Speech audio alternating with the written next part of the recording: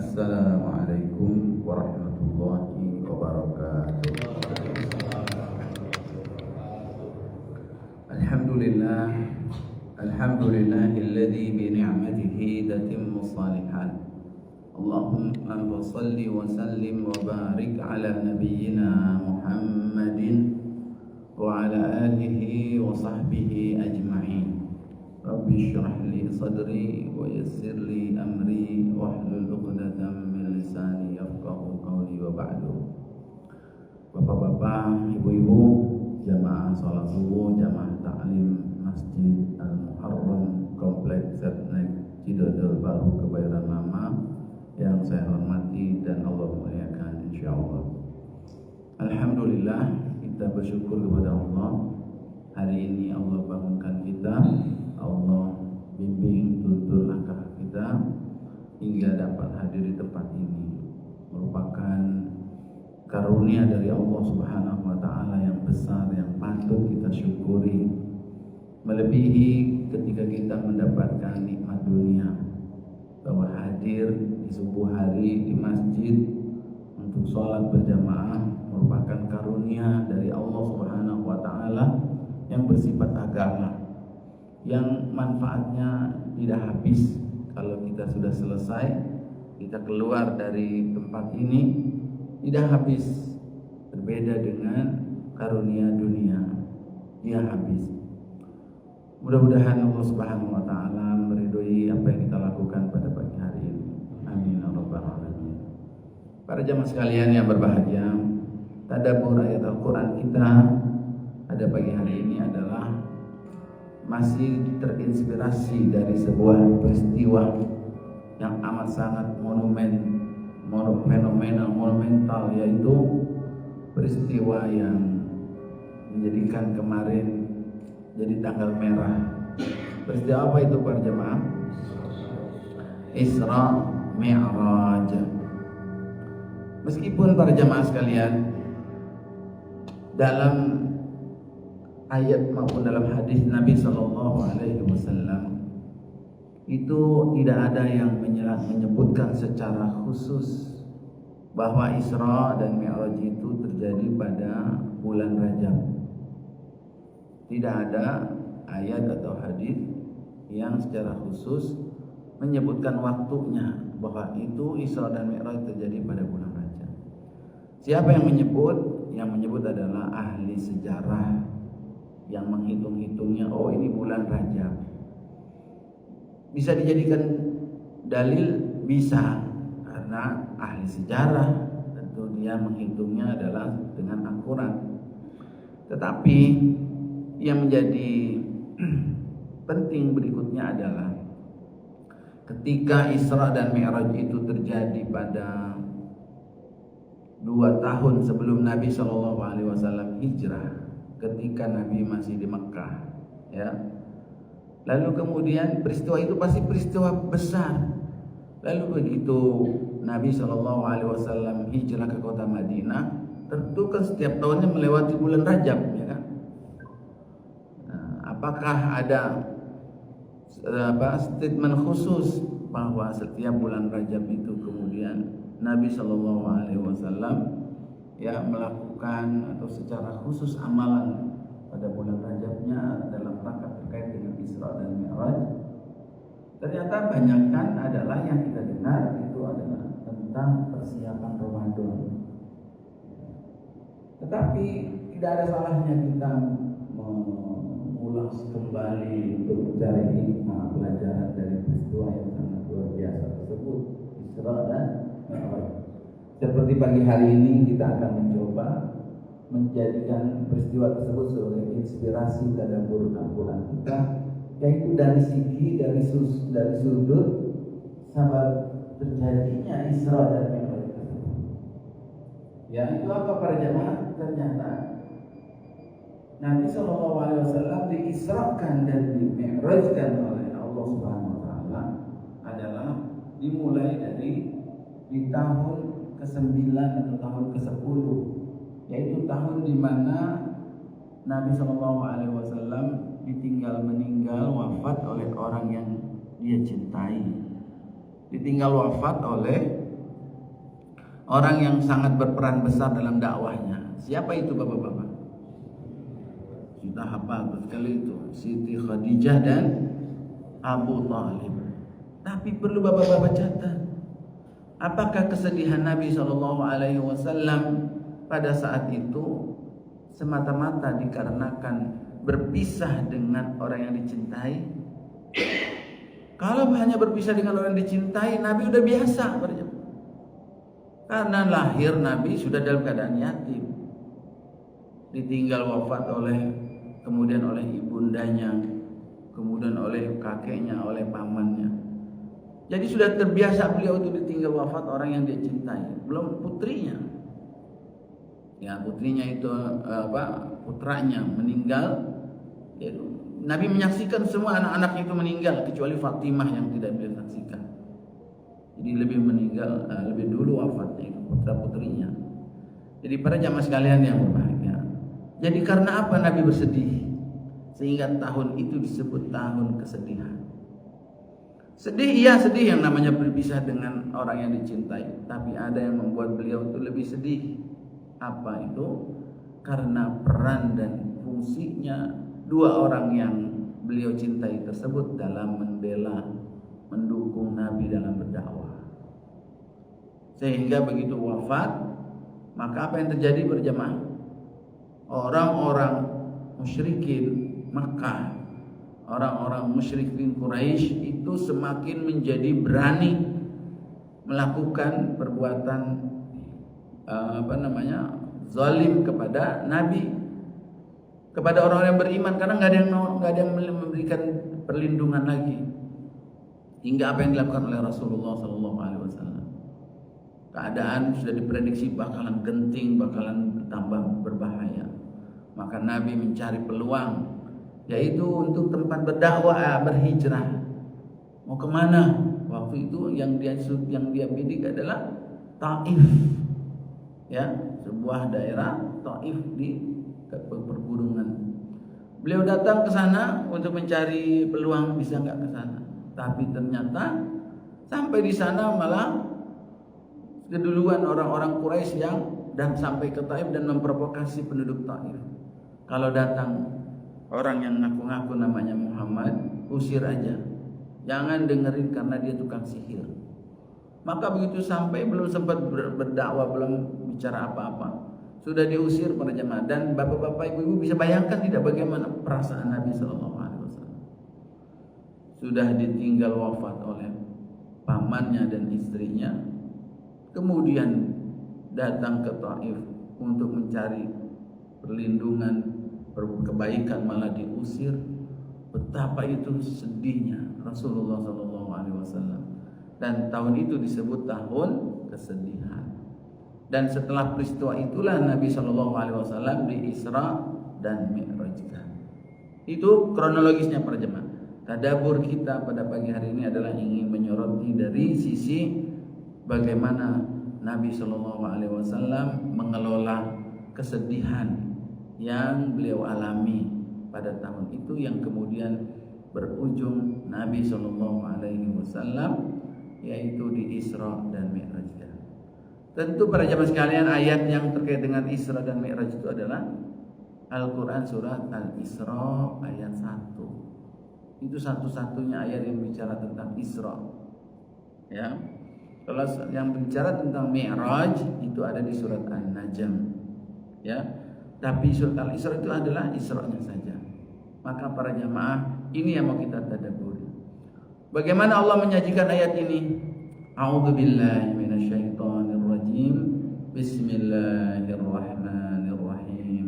Subhanalladzi asra bi'abdihi lailan minal masjidil harami ilal masjidil aqsa alladzi barakna haulah, ila akhiril ayat. Allah memulainya ternyata dengan kalimat subhana. Apa arti subhana para jemaah? Maha suci Allah. Maha suci Allah itu maksudnya apa? Maha suci Allah bukan berarti Allah enggak kotor, ya. Maha suci Allah tidak ada celah, tidak ada aib maha sempurna, bersih dari segala macam kotor, tuduhan yang tidak benar. Dan Allah menamakan dirinya dengan sifatnya di dalam ayat tersebut bukan subhanallah, tapi subhanalladzi. Allah menyebutkan apa yang Allah lakukan, yaitu asra, telah memperjalankan. Jadi para jamaah bukannya berjalan Nabi SAW di malam hari, tapi diperjalankan. Itu menerjemahkan yang benarnya para jamaah. Apa bedanya? Apa itu Isra? Adalah perjalanan Nabi di malam hari dari Masjidil Haram ke Masjidil Aqsa. Itu terjemahnya kurang pas. Diperjalankan, karena yang memperjalankan adalah Allah. Kalau Nabi sendiri, sampai ada yang buat tulisan, sebuah pertanyaan para jemaah, mungkinkah ada semut bisa berjalan dari sini, dari Jakarta ke Bali? Mungkin nggak, Pak? Nah, mungkin gimana bisa jalan dari Jakarta ke Bali semut? Ternyata semutnya itu ada di rambutan, nempel. Rambutannya dibawa oleh mobil itu buat dijual di Bali. Nyampe dia ke Bali, jalan kaki. Nabi SAW mungkin nggak dia datang ke Masjidil Aqsa, datang ke Sidratul Muntaha. Kalau dia dirinya sendiri tidak mungkin, tapi dia nempel di burak kendaraan yang Allah siapkan. Nyampelah dia di sana. Nah, itu kira-kira logikanya. Jadi Allah yang memperjalankan. Maha suci apa para jamaah? Maka refleksinya, tadaburnya para jamaah dari ayat ini, bahwa ketika Allah Subhanahu wa taala memuji dirinya, membersihkan dirinya, subhana, maha suci dirinya, maka sebagai refleksinya adalah kita begitu mengingat, mengenang peristiwa Isra dan Mi'raj, amalan apa yang harus kita lakukan? Yaitu mengucapkan tasbih juga. Sebagaimana Allah Subhanahu wa taala bertasbih mensucikan dirinya, kita pun subhanallah. Subhanallah, maha suci Allah. Nah, pertanyaannya para jamaah, apakah hanya sebatas lisan subhanallah saja? Tapi itu adalah subhanallah maha suci di situ adalah dipahami dengan kandungannya. Apa itu kandungannya para jamaah? Maha suci yaitu kalau dikaitkan dengan peristiwa Isra dan Mi'raj, yaitu Nabi Shallallahu Alaihi Wasallam itu ditinggal wafat oleh orang yang dia cintai. Nabi Shallallahu Alaihi Wasallam diusir dari Taif. Maha suci Allah. Bukanlah Allah Subhanahu wa taala kejam, zalim kepada hambanya, kekasihnya Nabi Muhammad sallallahu alaihi wasallam. Bahwa Nabi sallallahu alaihi wasallam diberikan kesedihan. Bahkan sampai ada yang bertanya, mengapa kok Khadijah dan Abu Thalib itu harus wafat di tahun yang sama? Kalau kita pertanyakan, kan bisa aja Abu Thalib dulu yang wafat di tahun ke berapa sebelumnya, Khadijah belakangan, atau nanti Khadijah sampai ikut ke hijrah dulu ke kota Madinah. Ini kok kenapa diwafatkan dalam satu tahun yang sama? Maha suci Allah. Jangan sampai mempertanyakan hal itu, menjadikan ada perkataan kita, sikap kita itu menjudutkan seolah-olah Allah Subhanahu wa taala ada salah dalam menetapkan ketetapannya. Na'udzubillah. Nah, ini para jemaah, ternyata refleksi dari subhanallah itu adalah kita mensucikan Allah, bahwa Allah mendesain ini, Allah mentakdirkan Nabi SAW mendapatkan sebuah musibah, kesedihan yang sangat itu bukanlah karena Allah zalim kepada dia. Lalu kemudian tarik kepada kita para jamaah, bapak-bapak, ibu-ibu, ada yang punya masalah? Masalahnya yang banyak, yang gede banget ada, sampai membuat kita terpukul, sampai membuat kita sedih. Lalu bagaimana umumnya orang saat itu ketika ditimpa sebuah masalah? Di dalam sebuah ayat Allah menyebutnya ada orang yang begitu tadinya dikasih kekayaan kemudian dicabut. Tiba-tiba dia putus asa. Innahu la ya'usun kafur. Ada yang putus asa dan hingga sampai menyebabkan dia kafir. Apa? Dia jadi murtad, dia bunuh diri, dia kemudian melakukan perbuatan yang haram, naudzubillah. Tapi Nabi SAW mengajarkan saat dia sedang tertimpa kesedihan pahit, apa yang beliau lakukan? Ternyata beliau tetap beraktivitas, beliau tetap berdakwah, bahkan beliau berusaha mencari peluang celah bagaimana ini menyelamatkan kaumku. Padahal dia sendiri lagi sedih, para jemaah. Jadi para jemaah, tadaburnya yang pertama adalah kita mengembalikan terlebih dahulu kepada kekuasaan Allah Subhanahu wa taala yang berhak, dialah yang menetapkan takdir kematian, takdir kehidupan, ya musibah yang dialami oleh seseorang. Itu dulu yang harus kita ingat. Ini adalah ketetapan Allah Subhanahu wa taala. Ya. Maha suci Allah, dia menciptakan, dia menetapkan, dia berkuasa tentang hal itu. Yang kedua para jemaah, kita lihat tadaburkan ternyata bentuk ujian yang Allah berikan kepada hambanya itu. Ada yang menimpa kepada Nabi Shallallahu Alaihi Wasallam. Padahal dia, apa salahnya Nabi? Apa salahnya Rasulullah dosanya? Ternyata ujian itu tidak selalu didahului oleh kesalahan dan dosa. Itu kalau nggak salah tadabbur kita sebelumnya sudah bahas itu. Ada Allah Subhanahu wa taala memberikan ujian untuk meningkatkan derajat seseorang. Dan Nabi Shallallahu Alaihi Wasallam ada ujian yang bersifat apa? Kauniyah, bersifat alam. Yaitu ada meninggal, itu adalah bukan kehendak kita. Ya, itu adalah ketetapan Allah Subhanahu wa taala. Mau meninggalnya ada anak masih kecil, bapaknya udah meninggal. Ya Allah yang menetapkannya. Kenapa enggak ntar aja kalau anaknya sudah besar? Allah menetapkan. Nah, saat itu kita tidak boleh sedikit pun menganggap Allah Subhanahu wa taala itu mempertanyakannya hingga akhirnya menyudutkan Allah Subhanahu wa taala, seolah-olah Allah tidak bersih, tidak suci dalam keputusannya. Jadi para jamaah, ada yang bukan disebabkan karena kesalahan dia.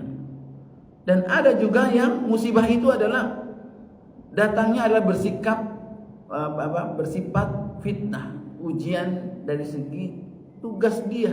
Datang ke Taif bukan meminjam duit. Kalau meminjam duit diusir. Banyak para jamaah meminjam utang. Tapi dia datang untuk bukan kepentingan pribadi dia, untuk membela hak-hak kaumnya. Tapi ternyata diusir. Itu juga ada ujian para jamaah. Ada kebaikan maksud kita yang tidak diapresiasi oleh orang lain. Maka jangan membuat seseorang itu kecewa. Lihatlah Nabi, apakah kecewa, apakah marah kepada Allah?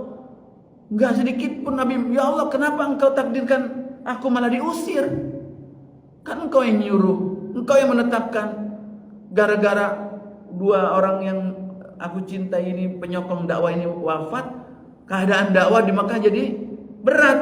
Engkau yang menetapkan, giliran saya cariin, bukan ditolongin, dibantuin ke Taif, malah diusir. Apakah Nabi mencela Allah? Subhanallah.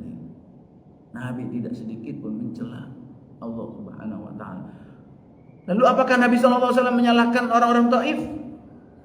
Dasar orang enggak tahu diuntung, enggak tahu diri, duduk mulu kali ya, enggak tahu diri. Saya datang baik-baik, emang saya mau minta duit, saya minta upah? Enggak.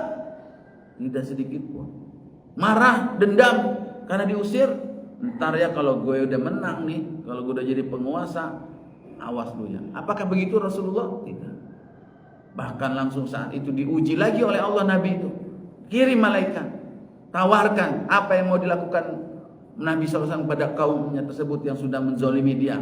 Ditawarin itu ujian para jemaah. Tapi Nabi SAW tidak. Mereka melakukan ini karena mereka tidak tahu, karena diprovokasi. Orang yang melakukan kesalahan tidak tahu adalah para jemaah pantas untuk mendapatkan maaf, ya, hingga akhirnya malah didoain oleh Nabi Shallallahu Alaihi Wasallam.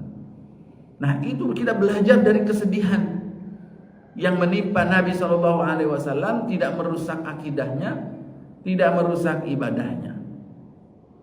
Bahkan kita lihat bagaimana itu, ya, tadabbur yang berikutnya, tegarnya Nabi Shallallahu Alaihi Wasallam, ya, untuk bersabar, tidak putus asa, dan tetap optimis. Yang ada di kepalanya itu, yang ada di dalam dada Nabi adalah ini di mana kebaikan yang Allah janjikan.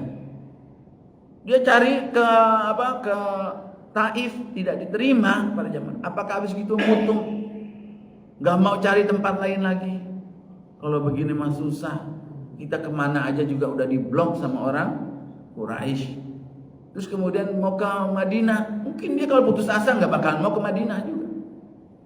Tapi Nabi SAW optimis bahwa ada pertolongan Allah Subhanahu Wa Taala di balik kesulitan yang sedang dia alami. Dan begitulah Allah Subhanahu Wa Taala mengajarkan kepada para nabi-nabi, para rasul-rasul sebelumnya, di mana tidak ada datang kebaikan, pertolongan dari Allah, melainkan selalu diberikan ujian sampai pada puncaknya para jemaah. Sampai pada puncaknya. Lihat kapan Allah membelah lautan buat Nabi Musa alaihissalam. Ketika sudah sampai pada puncaknya, udah nggak ada lagi. Tapi Nabi Musa tidak putus harapan, tidak putus asa. Di sini benar, itu keyakinan saat itu yang paling susah para jemaah. Tetap meyakini pertolongan Allah Subhanahu Wa Taala, sementara secara logika peluang jalan keluarnya itu udah nggak ada. Kita tetap yakin susah, hingga akhirnya dibelahlah itu lautan. Kapan Allah Subhanahu Wa Taala menolong Nabi Ibrahim alaihissalam? Sampai diselamatkan, dibakar, akhirnya tidak mempan. Ketika sudah tidak ada lagi yang bisa menolong dia, siapa lagi? Bapaknya, pamannya, keluarganya, gak ada yang bisa menolong dia. Sampai kaumnya di situ tidak ada yang bisa menolong dia, sampai rajanya tidak bisa memberikan perlindungan. Bahkan rajanya sendiri yang membakar dia. Mau minta sama siapa lagi?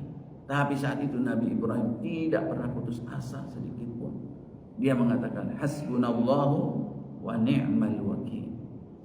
Kapan Allah Subhanahu Wa Taala para jamaah sekalian menolong siapa lagi? Nabi dan Rasul yang Allah Subhanahu Wa Taala tolong ketika dia tidak putus asa. Nabi Ayub alaihissalam sampai diusir, semuanya sudah hilang.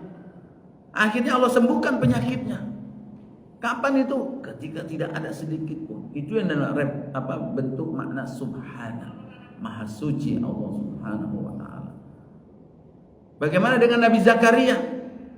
Nabi Zakaria tidak punya keturunan sampai usia sudah tua. Rambutnya sudah menyala putih semua, tulangnya sudah melemah, belum punya keturunan untuk melanjutkan. Tapi walam akum bidu'aika rabbi syaqiyya. Aku enggak pernah putus asa. Aku enggak pernah kecewa dalam berdoa kepadamu ya Allah. Udah sampai puncaknya, kalau orang udah tua itu kagak ada lagi yang bisa nolong, butuh memberikan pertolongan, keturunan, maka baru Allah berikan itu. Jadi para jamaah sekalian yang berbahagia, di sini kita belajar memanage saat kita sedang terkena musibah, terkena ujian, halangan sepahit apapun, jangan pernah sedikit pun kita mencederai kesucian Allah Subhanahu Wa Taala. Maha suci Allah. Dia mampu memperjalankan hambanya di malam hari Masjidil Haram, Masjidil Aqsa sampai ke Sidratul Muntaha. Masa menyelesaikan masalah engkau saja kamu Allah tidak mampu? Tidak mungkin. Pasti ada sesuatu maksud dan tujuan, hikmah di mana Allah Subhanahu Wa Taala memberlakukan itu ketetapannya kepada diri kita. Jadi ini ditunjukkan dalam bentuk kekokohan iman dan kesabaran. Nabi Isa alaihissalam pun demikian. Bagaimana dia itu mendapatkan pertolongan dari Allah Subhanahu Wa Taala sampai diangkat naik ke langit. Kapan itu para jemaah? Ketika dikhianati oleh muridnya sendiri. Jadi kalau muridnya saja tidak bisa melindunginya, muridnya malah justru menjadi pengkhianatnya, maka Allah berikan pertolongan, diangkat ke sisi Allah Subhanahu Wa Taala. Jadi yang ini yang ke berapa itu? Ketiga atau keempat. Yang berikutnya para jemaah tadaburnya dari kesedihan, kesulitan, masalah yang diberikan Allah kepada Nabi Muhammad dalam konteks Isra dan Mi'raj ini adalah bahwa kita tidak boleh berburuk sangka kepada Allah. Kita tidak boleh berburuk sangka kepada Allah, dan kebalikannya harus berpikir positif bahwa ternyata para jamaah di balik atau bersama kesulitan itu selalu akan ada kemudahan dari Allah. Nah, di balik kesulitan yang ditemukan oleh Nabi apa? Mentok tuh Pak.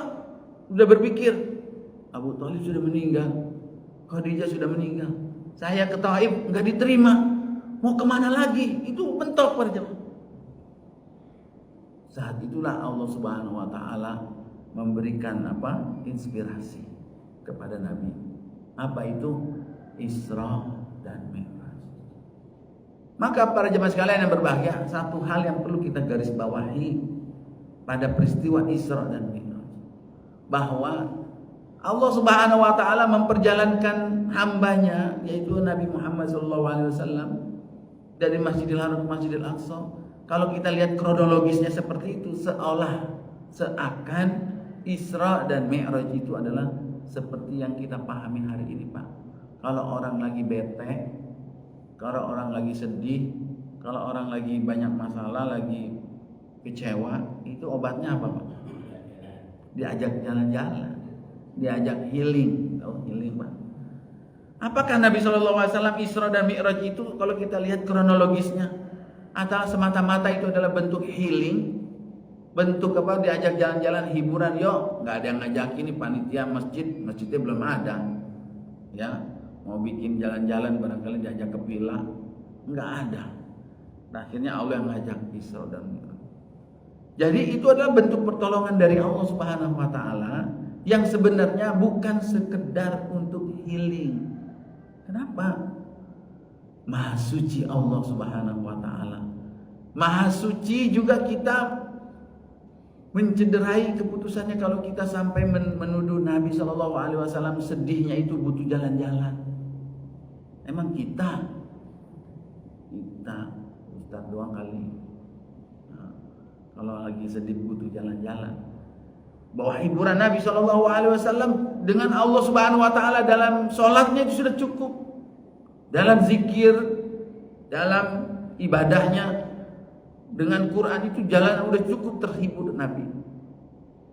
Gak kayak kita butuh jalan-jalan. Maka lebih dari sekedar jalan-jalan para jamaah. Jangan sampai di situ terselip kita mencederai, oh sampai segitunya Nabi ternyata sabarnya butuh diajak jalan-jalan. Jangan juga tidak subhana, tidak mensucikan Allah Subhanahu Wa Taala. Tapi itu lebih kepada diajak untuk memberikan inspirasi. Oh, diajak di sana ternyata ada masjid namanya Masjidil Aqsa. Kan Nabi Muhammad SAW belum ke sana, ya, baru diajak ke sana. Dibukalah cerita, oh ternyata ada umat-umat yang lain yang bertemu dengan nabi-nabi yang lain di Masjidil Aqsa. Oh ternyata bumi Allah itu luas. Ketika engkau berdakwah di Makkah ini stag, sama kaummu sendiri kamu akan diusir nanti. Siapa lagi yang akan mau menolong? Diajak keluar. Oh disuruh keluar. Itu adalah isyarat perintah dari Allah Subhanahu Wa Taala untuk memikirkan hijrah. Nah, para jamaah sekalian, ternyata itu adalah pertolongan dari Allah Subhanahu Wa Taala. Nabi bersabar, Nabi tetap optimis, nggak disangka-sangka tiba-tiba diajak untuk Isra dan Mi'raj, dan kemudian diperlihatkan itu linuriyahu min ayatina, tanda-tanda kebesaran Allah Subhanahu Wa Taala. Apa itu? Ternyata tanda-tanda kebesaran Allah itu bukan buruknya saja. Ini kendaraan apa, beli di mana, merek siapa, merek apa nih, pakai bensin, pakai oli, pakai listrik, nggak pakai ditanya begitu. Ini kecepatannya, kapasitasnya, kehabisan bensin gimana, terus sampai tengah jalan kehabisan gimana, nggak apa.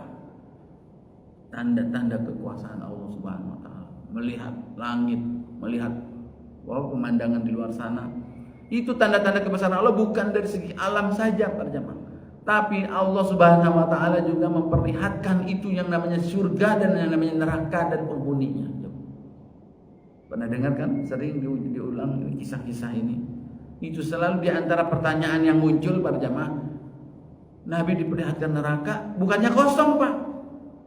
Kan waktu itu belum kiamat ya kan? Sama sekarang juga belum kiamat juga. Kok udah ada orang yang disiksa? Itu siapa? Jibril.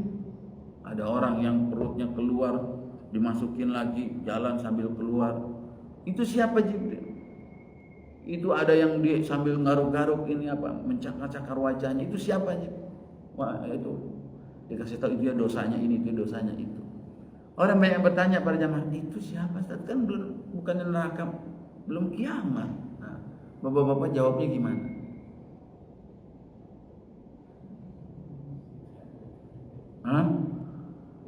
Ayat itu sendiri yang menjawab pada jamaah. Linuriyahu min ayatina. Kata Allah Subhanahu wa taala, kami hendak memperlihatkan.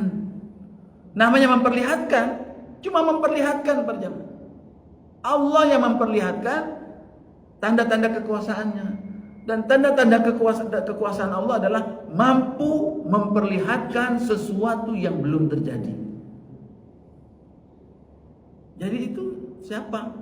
Belum ada orangnya tapi Allah memperlihatkannya, mampu atau tidak? Allah subhanalladzi, maha suci Allah. Allah maha kuasa segala sesuatu. Jadi itu adalah apa yang akan terjadi nanti setelah kiamat, tapi pemandangannya sudah bisa diperlihatkan. Maka para jemaah sekalian, itu adalah bentuk diantara kekuasaan Allah, yang nikmat yang Allah berikan kepada Nabi Muhammad, yang lebih dari itu apa? Dari dampak dari musibah, kesedihan yang dialami oleh Nabi SAW adalah pulangnya bawa oleh-oleh. Apa oleh-olehnya para jemaah? Oleh-olehnya kirain salak, kirain apa sukun. Emang ke Bogor bawa buah-buahan. Oleh-olehnya sholat 5 waktu. Kalau orang pergi ke Mekah, oleh-olehnya bawa sejadah, sorban. Ini dari sono siapa yang jaga? Nggak ada kaki 5 di atas. Maka oleh-olehnya adalah sholat. Kadang kita berpikir Pak Jamaah, kalau ada orang pergi, ini saudara kita atau teman kita, pergi dari tempat atau negara, sesuatu negara, tiba-tiba dia pulang memberikan kepada kita sebuah handphone. Handphone ini belum muncul terbit di Indonesia, Pak. Jadi handphonenya nggak pakai dicas, ya, ada terus, nyala terus. Handphonenya pokoknya canggih banget, Pak. Ini dari mana nih? Dari negara mana gitu? Seneng nggak Pak dapetnya? Waduh, dijaga nggak? Jangankan handphone, gantungan kunci aja kita seneng banget. Dikasih oleh-oleh, kita jagain. Ini yang bawa adalah Nabi. Ini yang ngasih adalah Allah. Ini didapatnya dari perjalanan Isra dan Mi'raj. Perjalanan spesial. Biasanya Allah mengirim malaikat Jibril turun ke bumi, nyampein wahyu, perintahin sholat 5 waktu. Ini tidak. Allah yang menjemput kekasihnya. Yuk, terlalu mulia ibadah sholat ini untuk diturunkan di dunia, di bumi. Begitu turun, apalagi digambarkan sampai pertama kali 50, kemudian ditawar lagi sampai segitu, sampai akhirnya 5. Begitu sampai, siapa yang menjaga oleh-oleh ini? Banyak yang mencia-siakannya, banyak yang meninggalkannya, banyak yang lalai.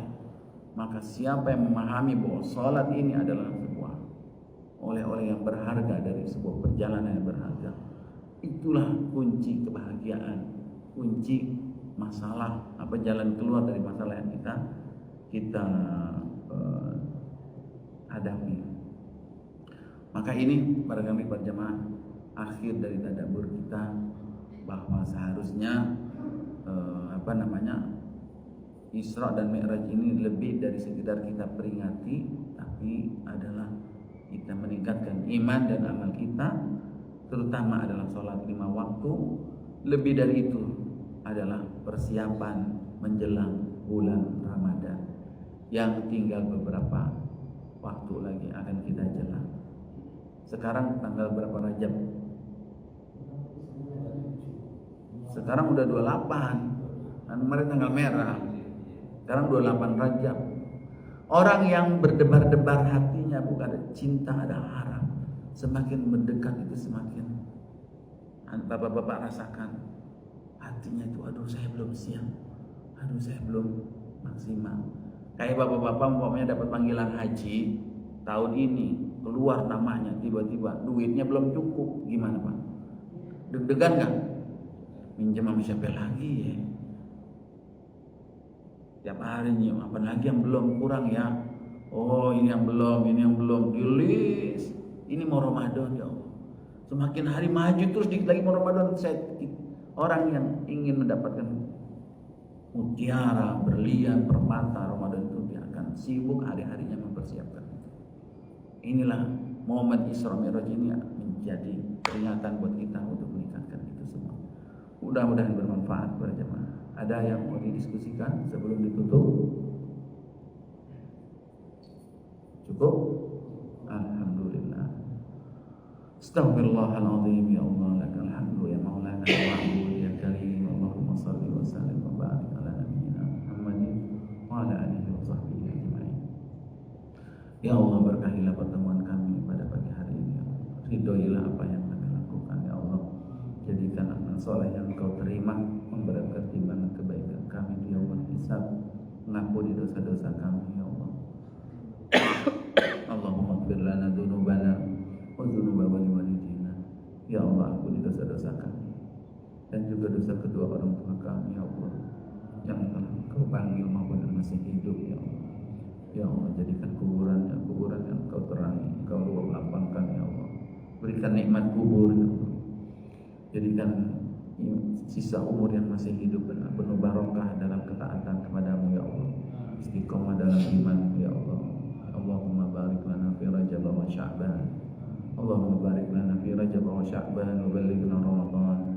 Ya Allah, berkahi kami di bulan Rajab dan Sya'ban ini ya Allah. Dan sampaikan usia kami dalam keadaan sehat walafiat kepada bulan Ramadan, dan berikan semua kebaikan ya Allah, yang Engkau siapkan untuk kami semua, keluarga kami, anak cucu keturunan kami, pasangan hidup kami ya Allah, dan ridhoilah kami. Rabbana atina fid dunya hasanah wa fil akhirati hasanah wa qina adzabannar. Rabbana taqabbal minna innaka antas samiul alim wa tub alaina innaka antat tawwabur rahim.